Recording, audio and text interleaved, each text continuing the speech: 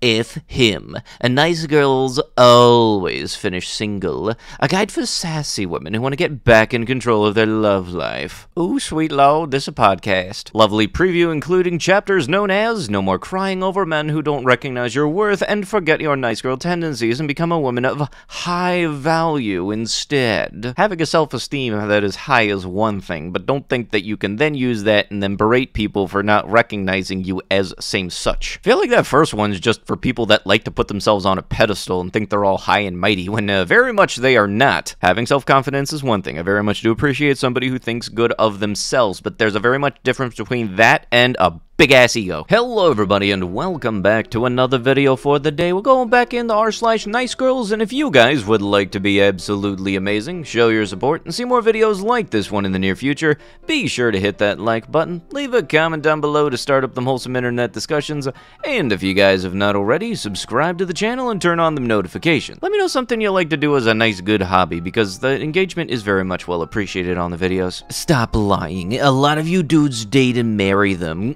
LOL. Too many guys are red pill and don't like a substance. I am noticing who is getting engagement rings, and it's been like this since teen years.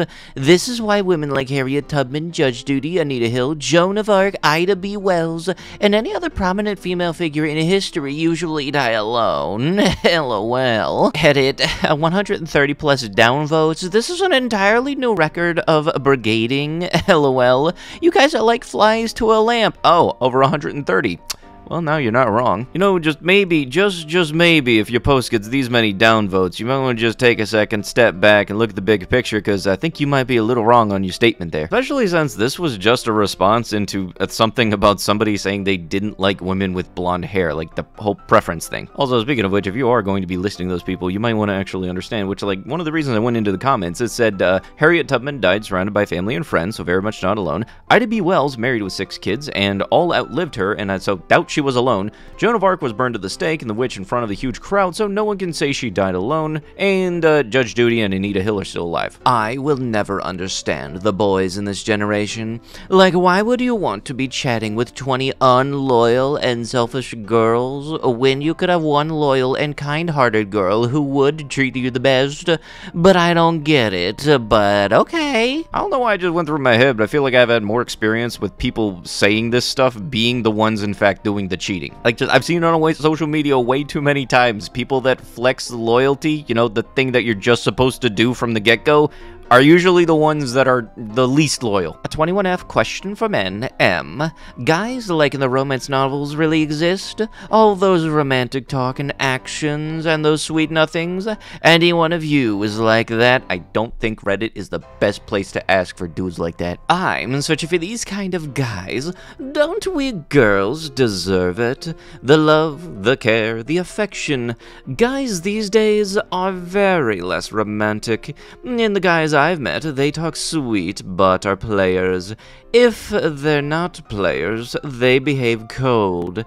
If they are sweet and behave friendly, they already have girlfriends who broke their hearts and now they hate women. What is happening to our generation? That's the reason girls like me, waiting for true love, are getting drowned in romantic novels. Because at least they are meeting up to our expectations. Okay, who wants to break it to her that most of those romantic novels are not in the nonfiction section? I feel like also you're saying that you're drowning in those books.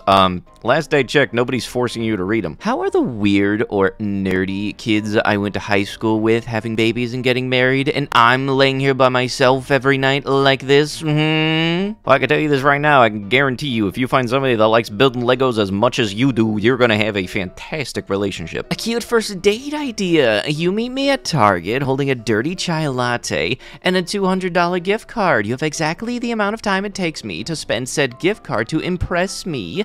If it doesn't work out, I still keep my consolation prizes. yes, you know, because $200 of a gift card to a first frickin' date.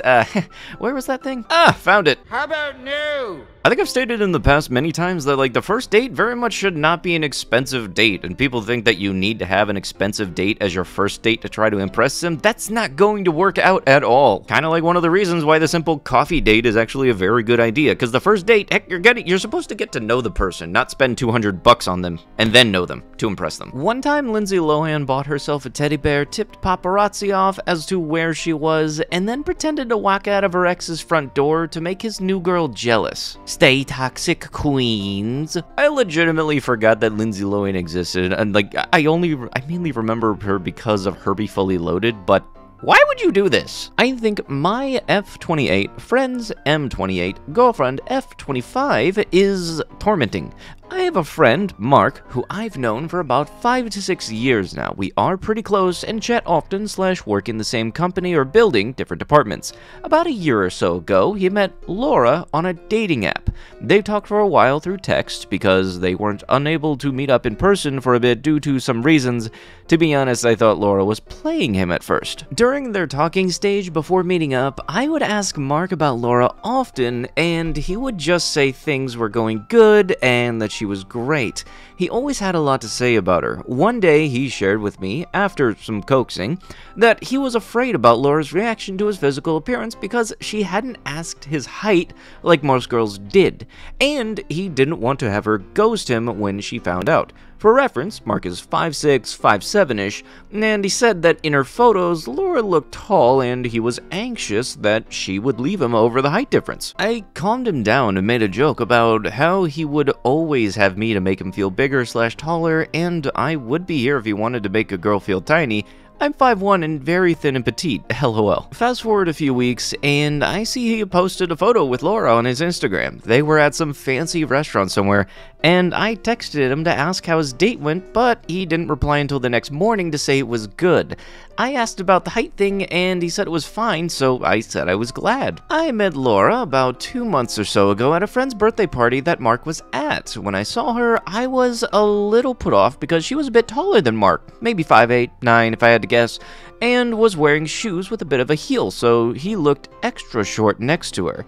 This annoyed me a bit, as Mark was anxious about the height difference, and she just wore heels to tower over him anyway. I thought that was super rude. Ever since, I've noticed some things about her that I believe are red flags, but I don't know how to tell Mark. 1, she seems too controlling. One time I asked Mark to come to a mutual friend's dinner party with me, let's call her Clara, and Mark said he didn't want to go because Clara had made an offensive comment towards Laura, and Laura didn't like Clara anymore.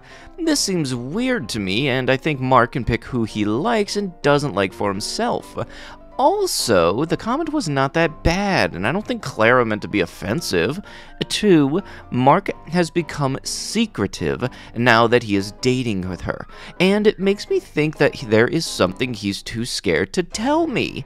I ask about how things are going, and he is very dismissive. I once made a joke to him, and he got very weird and short with me and didn't talk to me for a few days, which had never happened before. 3, Mark has changed his appearance to match Laura's likes.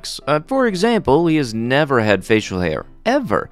And now does. He had a full beard for a while, and now he just has a mustache.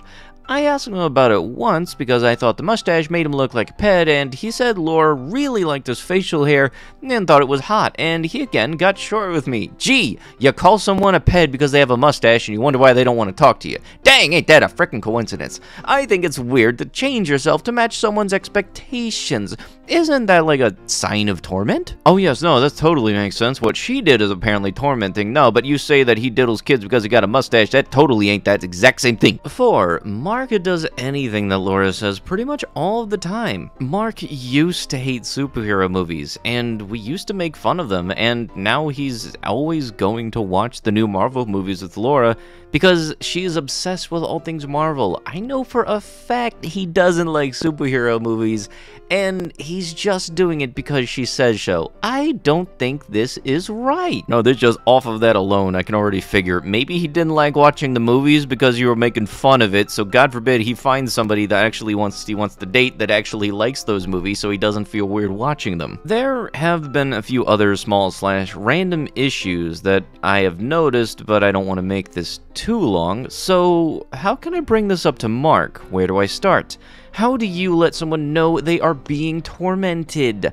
I know he will deny it, so I'm looking for advice on how to approach this. You know, off of this whole thing alone, you seem to have been the more mean one than the girlfriend that he's actually dating, because, you know, let's see what we have so far. You said that he looked like a ped because he had a mustache. You were making fun of Marvel movies, and now you're wondering why he's going to enjoy the Marvel movies. God forbid he finds somebody that has a mutual interest in them, and, yeah, you're very much coming off as the type of person that is more so the tormentor than who you're talking about. But with that is going to have to be with the video. If you guys would love to be absolutely amazing, show your support, and see more videos like this one in the near future, be sure to hit that like button, leave a comment down below to start up them wholesome internet discussions, and if you guys have not already, subscribe to the channel and turn on the notifications.